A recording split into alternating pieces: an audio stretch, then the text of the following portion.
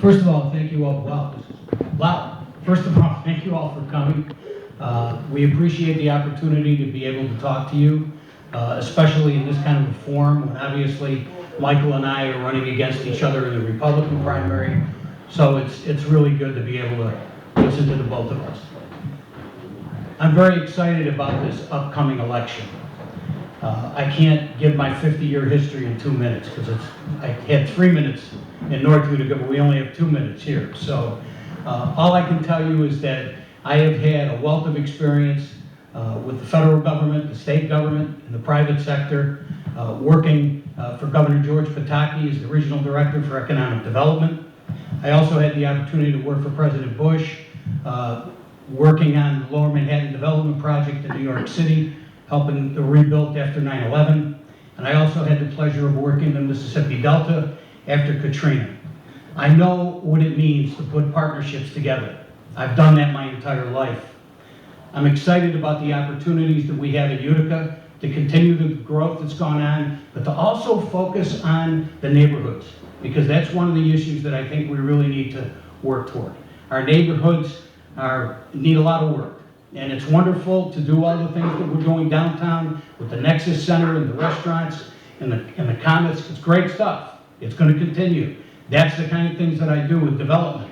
However, we really need to focus on the neighborhoods because I think they've been short-sighted. We talk about crime. I went on a drive-along with the Utica Police Department about 6 weeks ago. Awful. I mean, when you've got shots fired, and actually just yesterday on Brinkerhoff, 1600 block, which is not that far from here, we had shots fired. So I'm very concerned about the neighborhoods, and that's what we're going to focus on, and I thank you again for coming and listening to us. Thank you.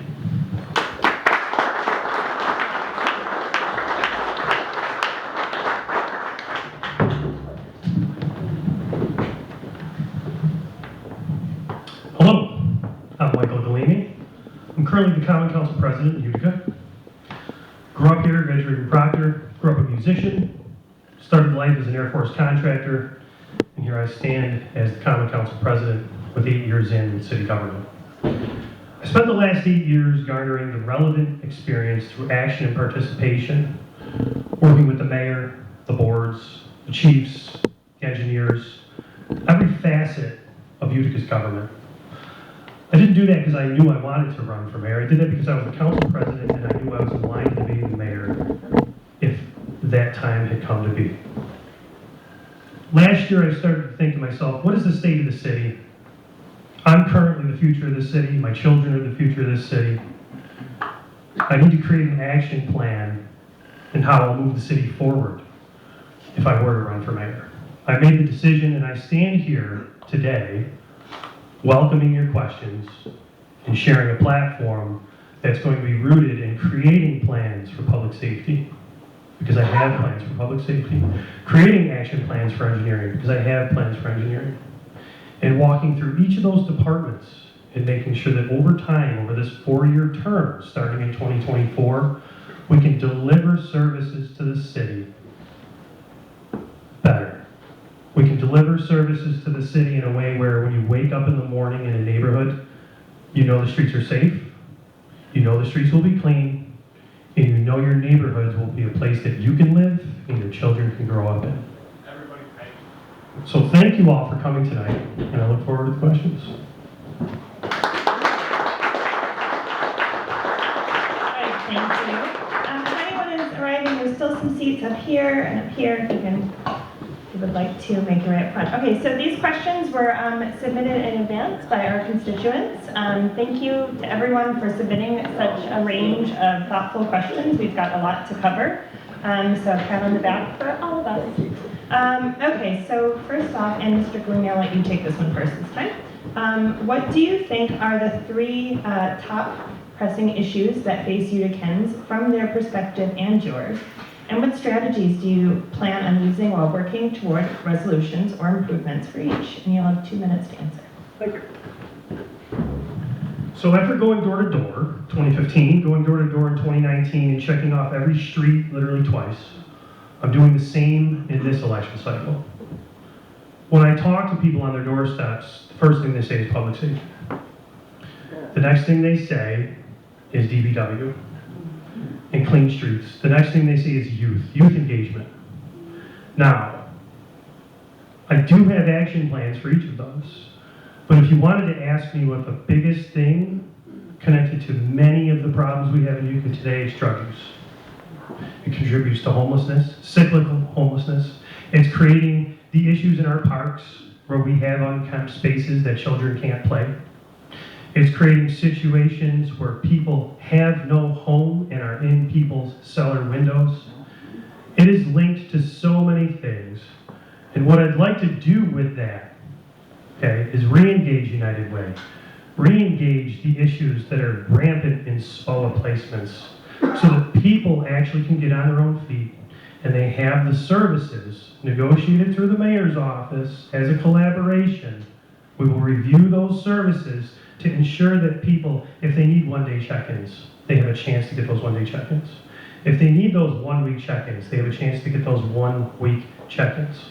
So again, the number one issue right now, drug use, which is linked to so many other things. But if you had to pick my priorities that people want to see in their neighborhoods, supporting public safety, which I will do, supporting the DPW and keeping our streets clean, supporting codes through nuisance abatements, and actual action when it comes to codes issues, and then youth engagement, which is absolutely something we need to address through CDBG and the review of those funds. Thank you.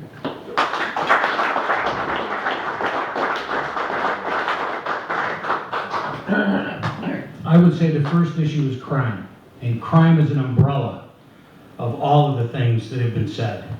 Mental health issues, drugs, all of the problems that we have in our streets with guns and gun violence. We can't live in a community that's not safe, and that's a real significant problem. The second issue, I believe, is economic development. We must continue the good things that we began downtown and move that forward and continue to create economic development projects in this community.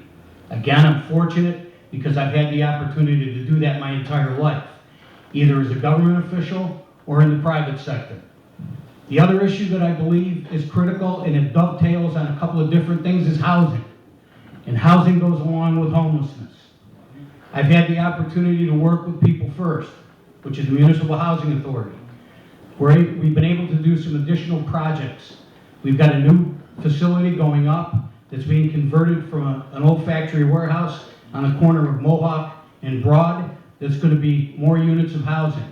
We're redoing Chancellor Apartments. We need more housing.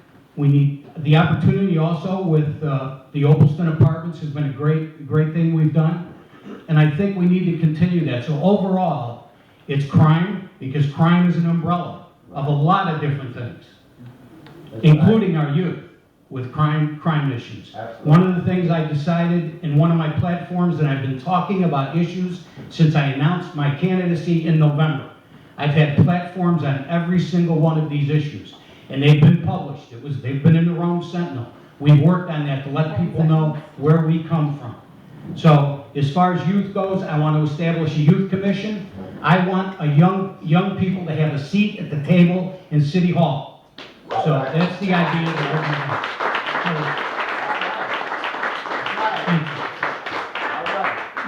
Okay. I would like a 30-second rebuttal. Please, go ahead. Yes. Each candidate can get a 30-second rebuttal. Thank you. This isn't so much a rebuttal, but a clarification on something that my opponent has stated. It's related to homelessness. Building more housing is absolutely not a solution for homelessness.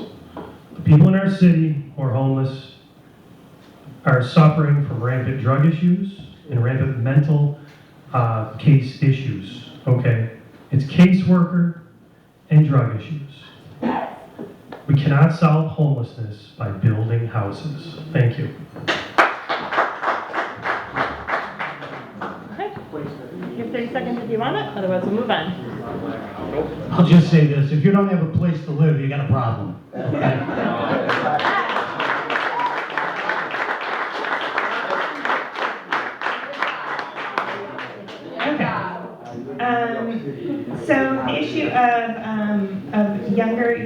came up, young adults.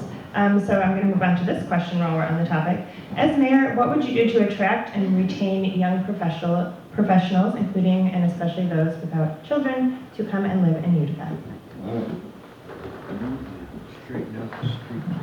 That's a great question. It goes to the four-letter word, jobs. If you don't have a job, you can't stay in the community. That's right. And I've been fortunate because being born and raised here, I spent 8 years going up the same road, Notre Dame High School and Utica College. And my first job out of college was working for this community in Washington, D.C. for Congressman Donald Mitchell, working for constituents and helping folks from this community. I think what we need to be able to do is to work cooperatively with all levels of government, and that includes county government, because if we create more jobs in this community, more good, high-paying jobs in this community, then we will have the opportunity for young people to stay. And the way I look at it is this. I talk to my grandson, he's 10 years old, I'm trying to teach him the stock market. That's a tough thing to do. But having said that, I tell him all the time, he loves it here, his dad's here, his mother's here, our family's here. And I tell him, when you get an education, you're going to have the opportunity to maybe go someplace else. But what I always say is I would hope that he has the opportunity to stay here if he chooses to. That's what's important. And we don't have that in many instances in this community. So we need to involve young college students. I was working with young college students. I've been a college professor for the last 10 years as an adjunct at Utica College, at MVCC, at York College in Pennsylvania, and also Georgetown University. So I work with young people. I understand their needs. I understand where they want to go. And it's been a pleasure to be able to serve them, and it's great when I see them in the community, and I hope to be able to work with them as mayor. All right, thank you.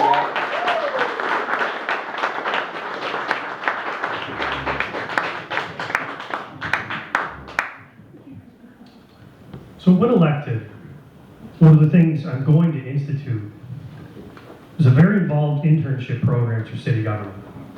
As council president, we consistently see residency issues come up through the council.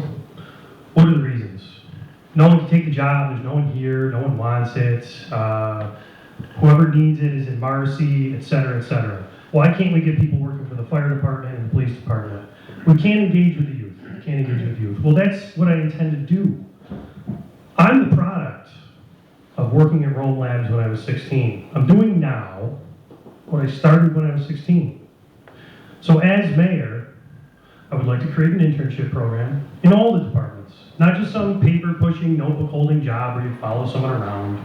I would like to, in every department, offer internship, real jobs that are paid to the high school students of Proctor High School, in the fire department, in the police department, in the DPW garage, in the engineering department, in the Section 8 office, in urban and economic development, to give them not only a taste of work, but a taste of how the city we're proud of functions and how they can also move it forward. Then if they set their sights on trade school, they already have a path. If they set their sights on college, they already have a path. And regarding kids who, quote, move away, we need to stop saying that. I'm a product of this. I graduated high school, I went to U of R. I got an optics degree and immediately came back here in 2002 when supposedly there were no jobs. I started my career, I set my sights on staying here, and in 2008 I opened an office downtown for a company in Syracuse. Through that, I'm still working at Keysight today through multiple different acquisitions, and I'm living proof, and I want to be the role model for our young, that you do not have to leave Utica. Success is right here where you want to stay. Did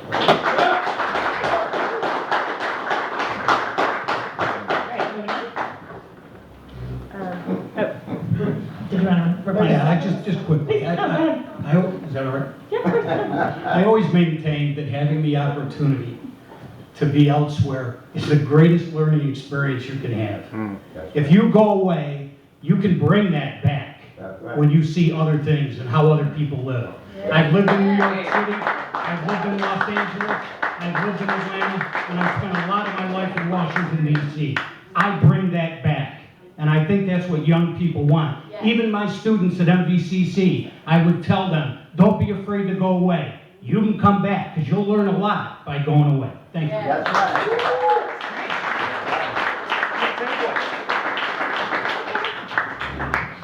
Again, poor message for the young. I've stayed here, but guess what? I work globally. I've spent 2-3 weeks in New York City working. I've spent 2-3 weeks in Chicago. I've been in London. I've been in California, Texas, all states, countries, different continents. If we tell people, go, they can come back. But we can't tell people they have to leave first. Home is here. Thank you. Thank you. I'm sorry, we're not taking questions from the audience just yet. I have a correction to make.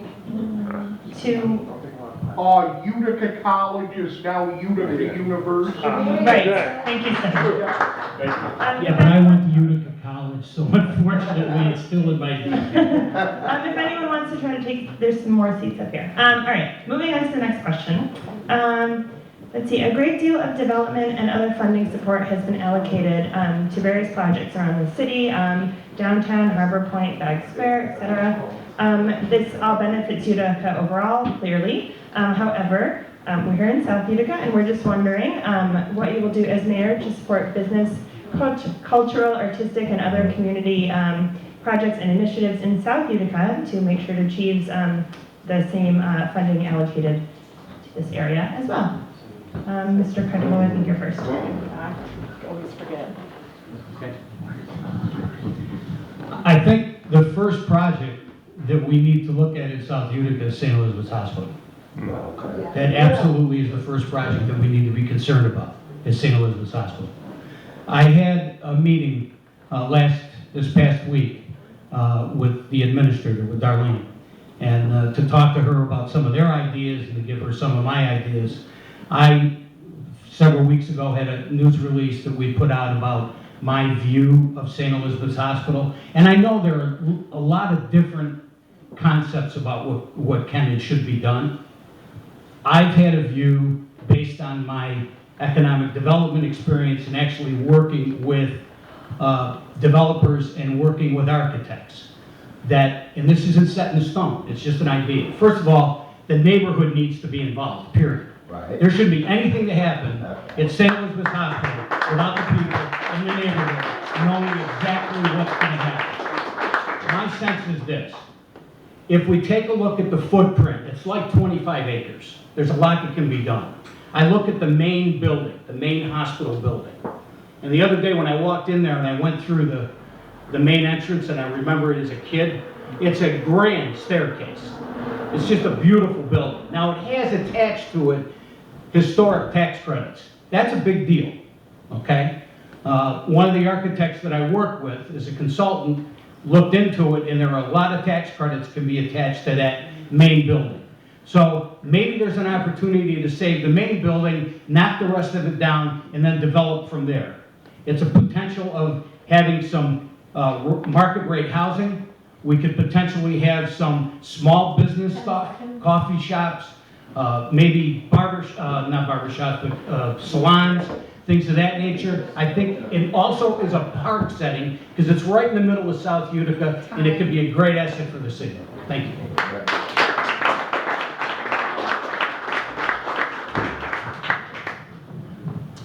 So I'm going to start with St. Elizabeth's, since that's the current subject, but I'm going to sum it up. Over the last 8 years, I've been integral in that project already. One of the critiques of how seeker was studied, how things processed, and I was part of bringing the community into the last market study, which, as far as I'm concerned, publicly stated, was lackluster. Moving ahead, now that the hospital is actually prepared, I also have met with Darlene Stromstad and the administration, and keep actual monthly checks on what their progress is to make sure that when the timing is right, we can market that. And Edge, the city, and the hospital are already working on that plan. From my perspective, Academy at Southgate is a good model and a good target for what we should be doing with St. Elizabeth's. It's condo-based development. You can attach, as my opponent said, historic tax credits, etc., and assist and help developers in bringing something there. So what I would like to see is actual ownership where the population of Utica, if they would like to sell their homes but stay rooted with their families and their grandchildren, can do what they do at Academy and Southgate and move right in to other condo-based development. Now about the neighborhood, which is what the question was about. I'd like everyone to go back to 2009. Long before I was involved as council president, I was one of the proponents of this neighborhood. I held a concert, I think Tracy's here, called the Uptown Get Down. I did it out of my own pocket because I was the president of the Musicians Union and I wanted to see arts, music, culture, and food thrive in this very district. Now, in short, as mayor, what I will do is be refocusing our efforts, even though we have to finish everything that is going on downtown and keep things moving forward, to all of the smaller business districts in our city. South Utica is one of those districts, and it's been ignored. I'd like to, as mayor, stop that and put money where we need it, in our neighborhood business districts. Thank you.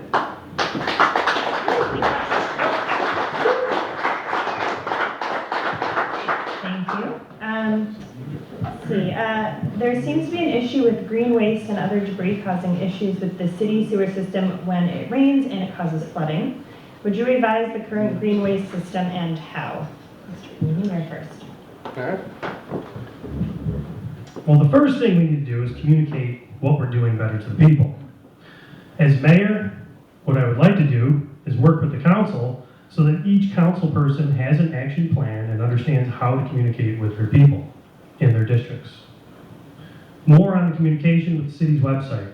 I will be re-architecting and leading the redesign of the website, and through that communication, you will be able to subscribe to the city's website to all of our updates, whether it's zoning board, planning board, our green waste pickup, etc.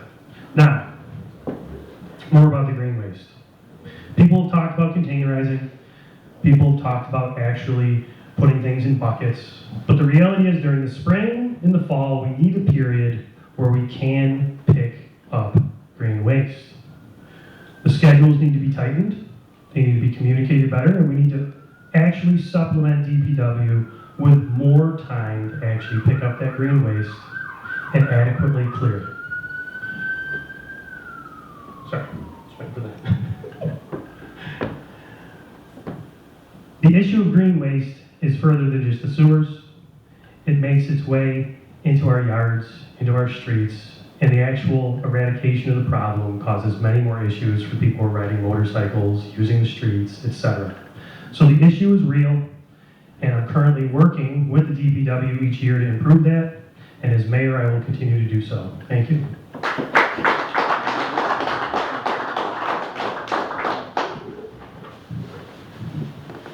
Green waste is absolutely an issue, and I believe communication is the way to resolve a lot of the issues that we have. And I think if you look, think about this, I go back, I have to tell you, I have to go back to Katrina.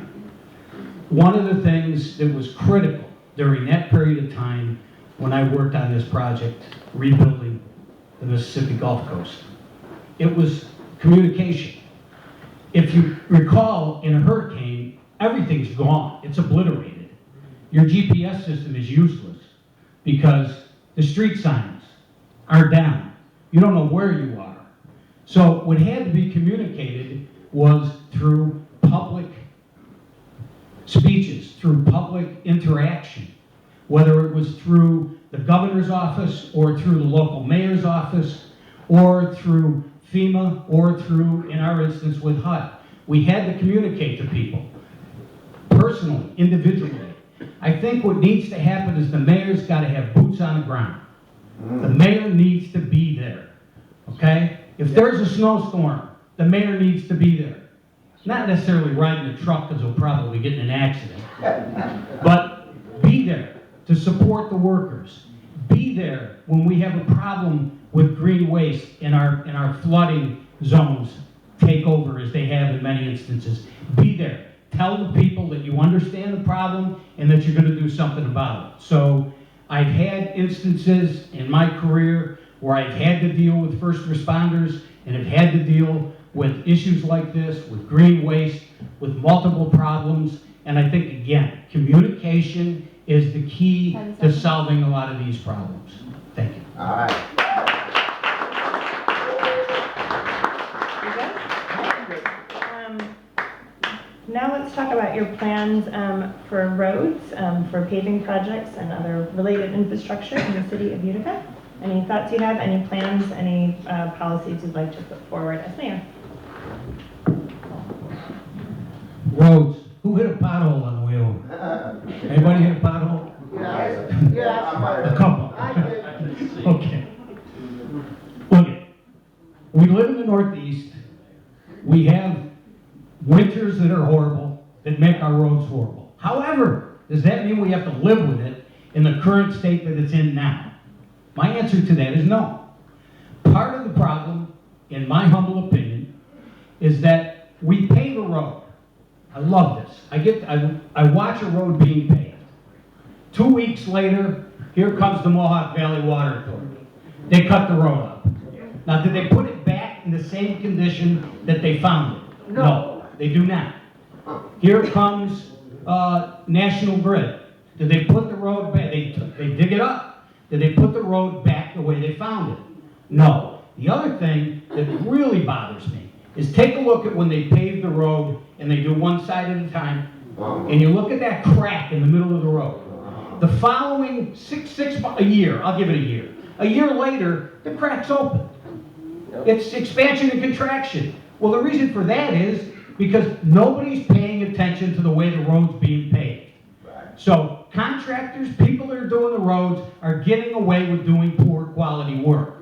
Now, we're not going to solve getting rid of potholes because of where we live, but we could sure as hell fix it when it's done the way it's done right now. So my sense is we need to have an engineering department and an engineer that's really looking at the kind of work and the work product that's being done by the contractor. And we need to focus on this and focus on that Mohawk Valley Water Authority and focus on National Grid to make sure that they put the road back the way they found it.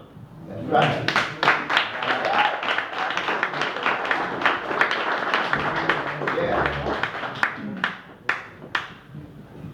So the first thing I'd like to mention is something that I've been doing through action as council president, working with the administration. How many of you years ago remember that our roads were always paved, cut up all summer? They didn't put the top coats down until October.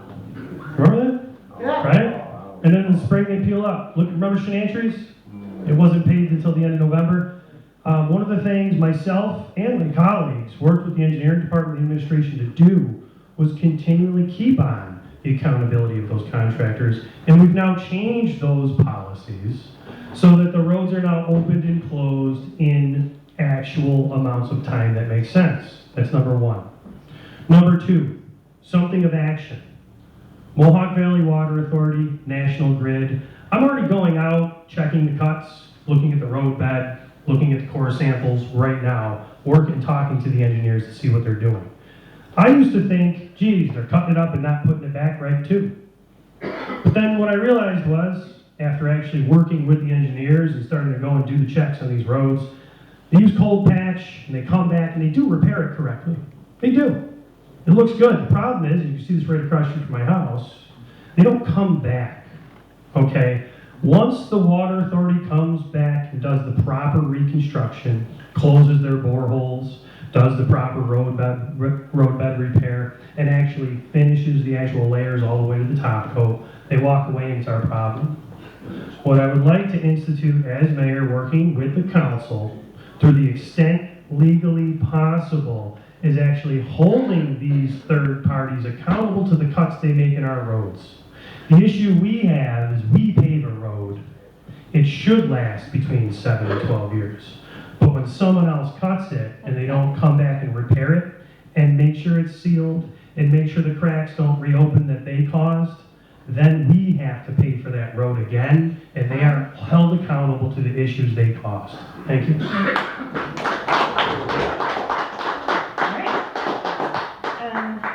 What has Mayor Palmieri done well that you can build on, and what has he done not as well that you would like to fix? Mr. Crittenden. Well, yeah. Well, the first thing I have to compliment the mayor on is the development that we've done downtown. Look at the Nexus Center is wonderful. The idea of the new hospital is fabulous. I think the hospital and the Nexus Center have helped create the additional activities that have gone on, like the rebuilding of some of the older stock of buildings that have become loft apartments. I think all of this is terrific. We've put in great new restaurants. So there's a lot of activity that's gone on downtown. But not everybody has the opportunity to enjoy all of those activities that have gone on downtown. So what I look at is, again, I go back to the core problem. It's the neighborhoods, okay? I see all, and today I saw they spent another, I don't want to misquote the amount. There's a lot of money that was just spent on another park, okay? And I think that's terrific. But maybe we could have looked at some other parks, and I keep talking about this one. We did the cleanup day a couple months ago. And we did Proctor Park, and then we went over to West Utica and did Hurt Park. This is Little Park on Sunset Ave. The saddest commentary in the world is when we walk through to help clean up that park, there's syringes with needles on them. These are where our kids play. These are where our children are there on swings. Right, The park was in disrepair. The park was horrible. right.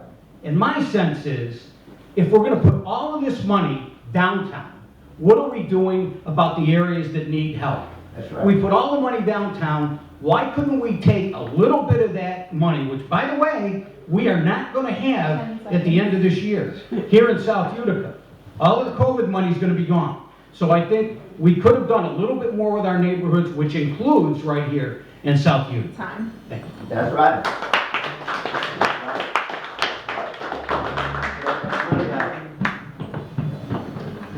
So I'd like to say that over the last 12 years, even though the current mayor should not have had the last 4, okay, that, throw it out there, okay, that this city, when Mayor Palmieri took over and his administration took over, was in financial ruin. Okay, it truly was. And through his management and his direction leading the city, we are now in a healthy financial state. Now, the reality is, I'll save the rest of the financial state till the end of my answer. What Mayor Palmieri did throughout that was have to cut services, and he had to micromanage each department to the nth degree, to the point where they just had to do exactly as they were told so that we could get the city back on its feet and actually gain financial stability. But we've gained that stability at this point, and that micromanagement still exists. You see it because you see the loss of the attention to detail. You see our city employees doing 7 jobs when they have 1. You see it when even myself as council president, I had to have the weeds cleaned on Bank Place. Mayoral was empty, but people were parking there to go to M&T Bank. I called Commissioner Short, said, we got to get these weeds cleaned up. His answer truly was, I have to check with Rob. Well, that's not how the city should be run anymore. So what I would like to do, using my actual expertise in personnel management, project management, is actually establish collaborative plans with department heads and the employees that work for those departments to regain autonomy within our departments so the city can function and we can bring back our attention to detail, bring back strong public safety through codes, keep the streets clean, and provide the services we need as we make them more efficient for the people. Thank you.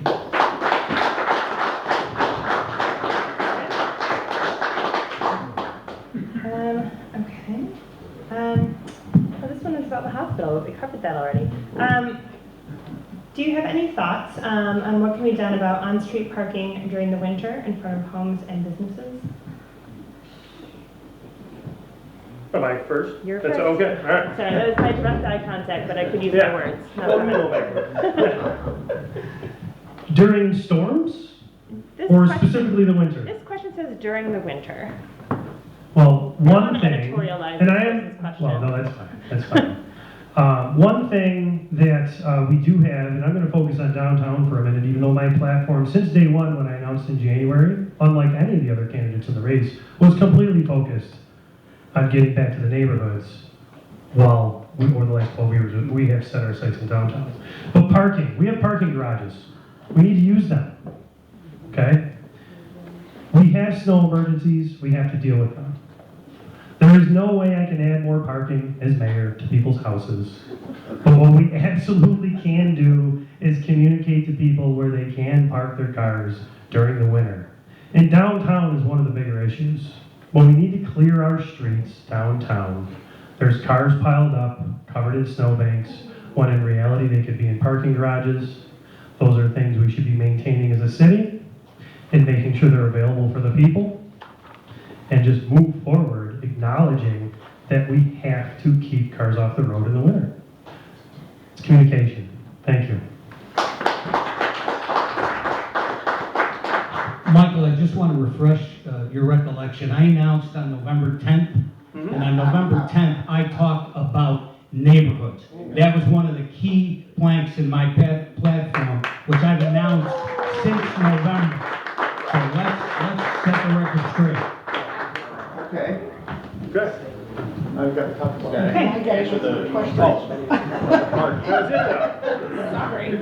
Well, parking, let's see. In a snowstorm, you better get your darn car off the street if you want to get the street plowed, okay? I don't know what you can do in terms of making it better in the winter, other than making sure that the DPW is cleaning the streets. That's right. So I really don't know what we can do, but it's a great question, but I'm sorry. I'm with you on this one. Yeah. We're not with it on many, but that's a good one, I like it. Very good. I'm going to paraphrase this because it's a pretty long one, but Utica's historically significant buildings, parks, parkway system, neighborhoods are among the community's most valuable economic and cultural assets, and they're irreplaceable. As mayor, what would you do to ensure that the things that make Utica such a unique, authentic, and special place are preserved and promoted? And what nonprofit organizations might you partner with regarding historic preservation? All right. You're first. So basically, how are you going to protect the historic buildings? We got it. First of all, we're so blessed with parkland. I mean, I grew up across the street from Proctor Park on Rutgers Street. I live around the corner now, and I walk that park every day.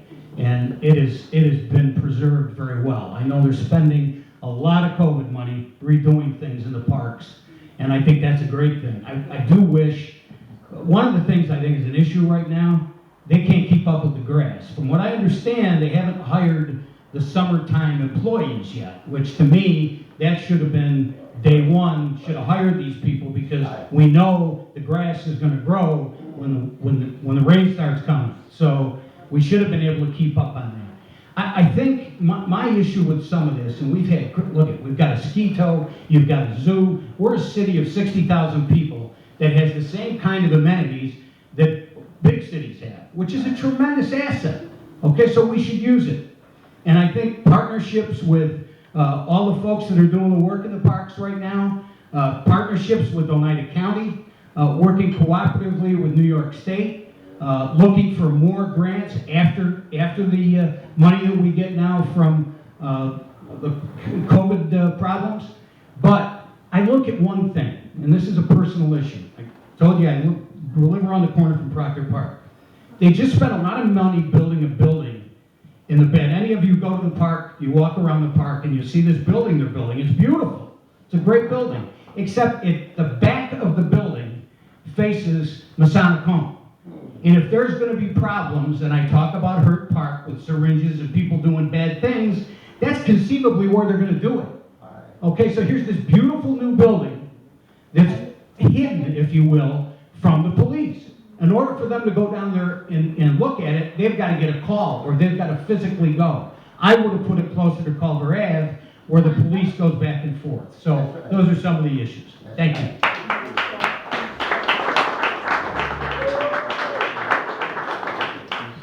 Just to get back to the question, this was about historic preservation of our buildings and architecture, correct? And parks. And parks, okay, thank you.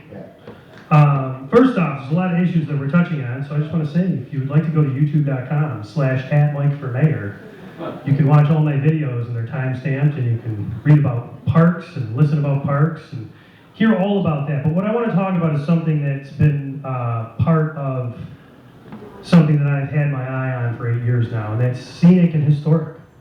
Okay? We have a scenic and historic board. We have a scenic and historic district. But what we don't recognize by that board or publicly is that the entire city is scenic and historic. We have architecture in every neighborhood. We have architecture much further than a couple blocks off Genesee Street, okay? And as mayor, not only would I like to ensure that the planning board and the scenic and historic board are making consistent decisions based on the rule of law that's in our code of ordinances and in our zoning, okay? But I'd also like to work with the Common Council to extend our scenic and historic guidelines so that issues like the backside of the Sturgis factory don't creep into our neighborhoods and turn an entire row of houses into a situation where the backyards are backed up into a factory. Well, maybe we could have done that, but we could have had a nice facade to look at. So I'd like to work with Scenic and Historic and our council with the zoning to actually start to identify the fact that our entire city is scenic and historic, and we apply those guidelines across the city. Thank you.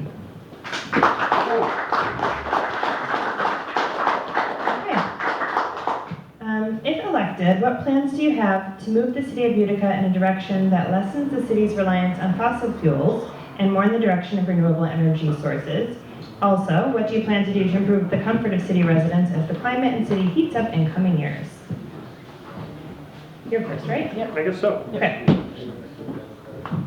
Well, that's an interesting question.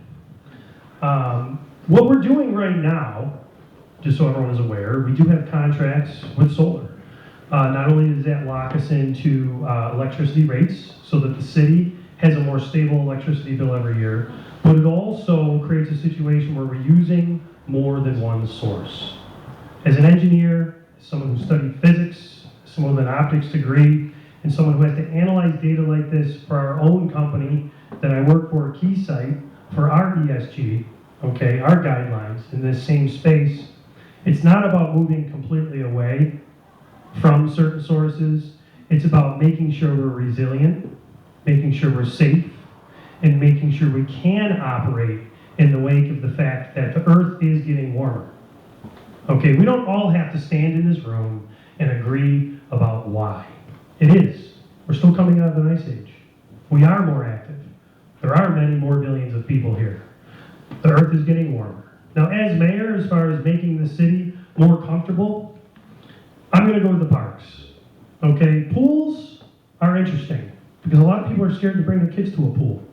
Okay, one of the things I would like to do as mayor is institute many more spots where there's splash pads, sprinklers, and actual water features that people can actually cool off in the summer with their children. That's just one example. I'll have many more in the future. Thank you.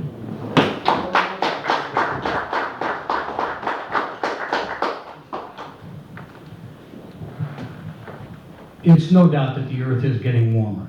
And again, I'll agree with Right. Michael on this one. We all know, we can disagree on the reasons, but we all know it is happening. The way I've looked at economic development, and because I've done this before, there are certain things that I think we can do cooperatively with our sister city, Rome. We can have grants. We could go for grants together, because the way a grant, and especially earmarks, the way earmarks are determined is based on population. So if we came up with a program between the city of Utica and the city of Rome to do some kind of program that lessens the burden for fossil fuels, maybe it's trucks, okay? I've heard somebody say police cars, but you can't do that, because they need to be available constantly. They can't run out of gas, or I'm sorry, run out of electric at 250 miles. But you might be able to do it with trucks, you might be able to do it with other vehicles that we can use. And if we did a grant together, the way that grant is evaluated is based on the population. So if you combine Utica's population with Rome's population, we would be looked at when they do the ranking and rating on these particular grants. When they looked at that, they would look at a population that's larger. So we would be put into a better pool to take a look at. So that's one of the things I think we could do. And we should all do this cooperatively within the confines of all of the governments within the county, because there's a lot of things we can do together, and I think we should work together on this particular issue. Alright. Well, we hit the 6:50 mark, so I guess you guys are all done. Yeah. Just say thank Are we doing Of closing or no? course. Why don't you shoot 30 seconds to close? Why not? It feels better. Go for it. Sure.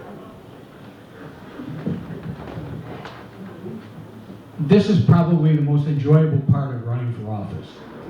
Apart from going door to door, talking to people, you know, being able to see a crowd like this and have you be as respectful, thank you, as you have been, just to listen to us, to listen to our ideas, whether you agree or disagree, you've been a tremendously respectful crowd. And I think that says a lot about our city. That's right. What it says about our city is that we're good people. We listen to each other. We care about each other. We're not going to hurt each other. So I thank you again and look forward to continuing our conversations. And don't forget, June 27th is primary day, 2 weeks from tomorrow.